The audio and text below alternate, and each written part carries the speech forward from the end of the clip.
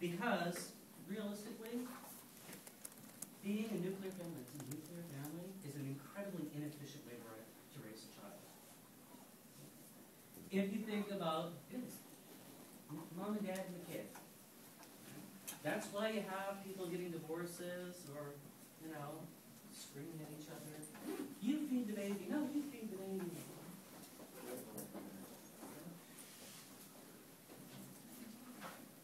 Can't get out with your friends.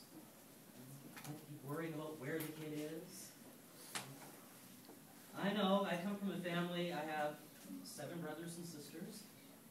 We're a large family, and I know that there are many, many, many times that my parents would have wished that we found someplace else to sleep. My mother told me on the event of their 50th wedding anniversary, she actually turned to me and said, "You know, the only reason your father and I stayed together as long as we did is because about 20 years ago, neither one of us wanted kids." I'm like, "Oh, gee, thanks, Mom." But that was it. Neither one of us wanted kids. If they were probably in a larger community, they could have broken up and it would have been much easier. There's also the idea of what we call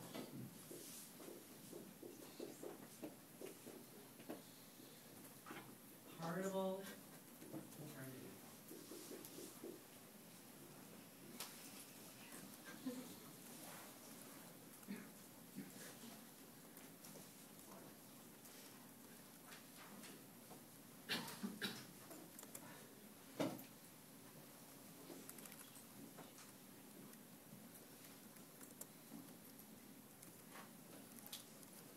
So,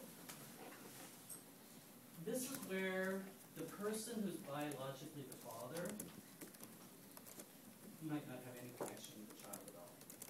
There is also heritable maternity.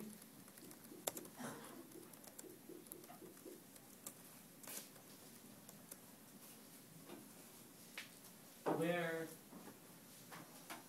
a woman has a child, and if the child, one of the instances would be a woman has a child, and if the child is breastfed by another woman, that other woman becomes the child's mother. And it relates back to the sharing of milk.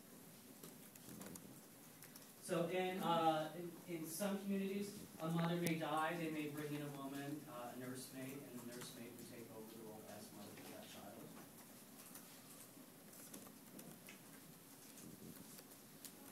For heritable paternity, it begins with the idea for some individuals that in order to produce a child, a woman has to have sex multiple times to build up enough semen to actually produce the child.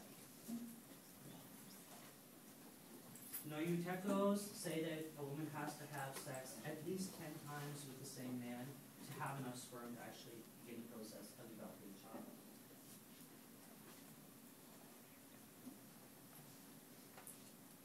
If she has sex with more than one man,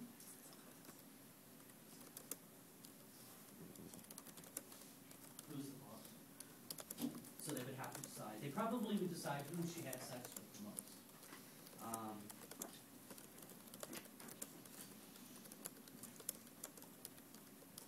Heritable paternity can also be in the sense of when we look at the newer, where a man and a woman can have sex, produce a child, and that child will never be recognized as the son of the genitor of the child. So, if a man and a woman are together and they are married, and somebody else comes along and impregnates the woman, he will never be considered the father, because the man who married the woman paid the bride price, so he is the father. Even though everybody knows biologically, socially, critically, he is the father.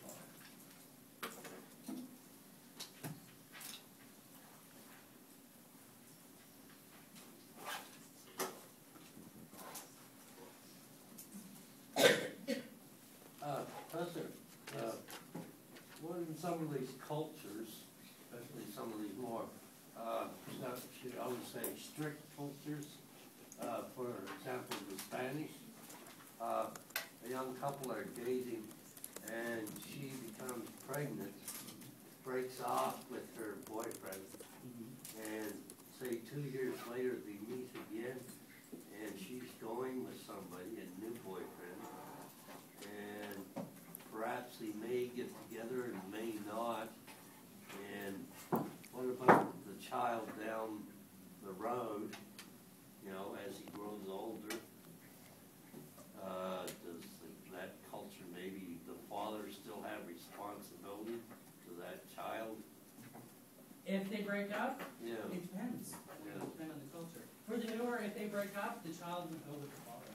The woman would have no claim over it. Probably take, and they do have a traditional court system where they would figure that out. So there would have to be bride price paid, the child would